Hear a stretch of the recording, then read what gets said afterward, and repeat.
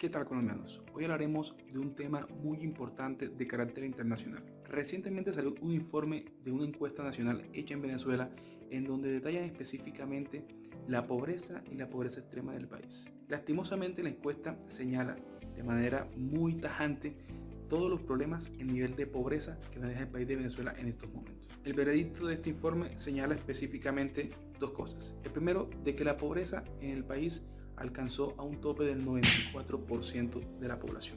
Es decir, el 94% de los habitantes en Venezuela son pobres. Lo peor de esto no llega hasta ahí.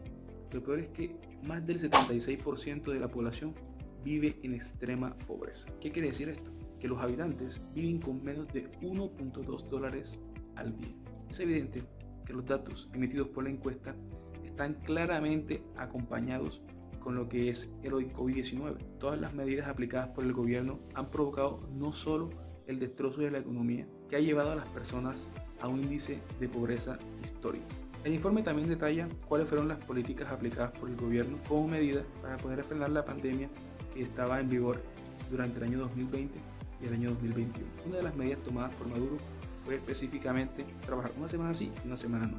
Como consecuencia de esto encontramos dos elementos. Primero, el cierre de muchísimas empresas que quedaban en Venezuela, y las pocas que quedaron limitaron las horas de trabajo de todos sus trabajadores. También se encontró en la encuesta más de 8 millones de venezolanos están sin empleo. Pero bueno, dirán ustedes, a pesar de todo esto, que ha sido también por la pandemia, dirán, como muchos de los políticos en Colombia, algunos dicen de que Venezuela llegó donde llegó debido a todas las limitaciones y al bloqueo ejercido por Estados Unidos. Otros dicen que definitivamente es porque es un país socialista y nada de lo que es socialista funciona. Pero indagaremos un poco más.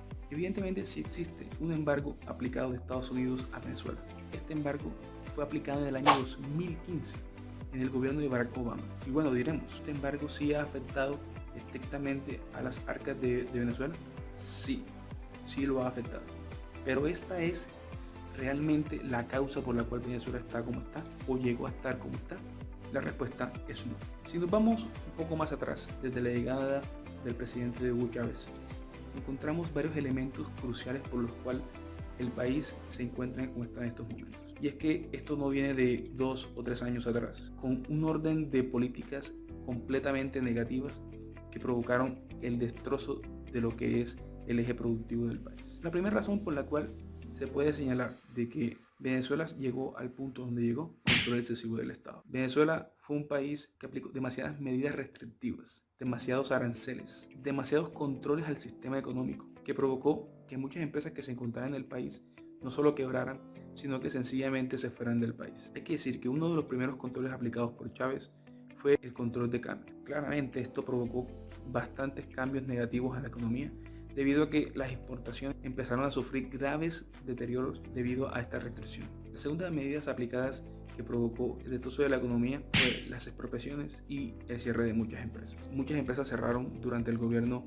no solo de Chávez, sino también de Maduro. Incluso se estima de que desde el año 1999, donde existían más de 12.000 industrias, hasta el año actual cerraron más de 10.000, lo que claramente provocó un colapso en la economía. Además, hay que añadirle a esta bomba molotov que se empezó a crear que las expropiaciones que se ejercieron en el país provocaron el aumento del riesgo de inversión en el país, lo que provocó que muchos inversionistas extranjeros omitieran la inversión en el país.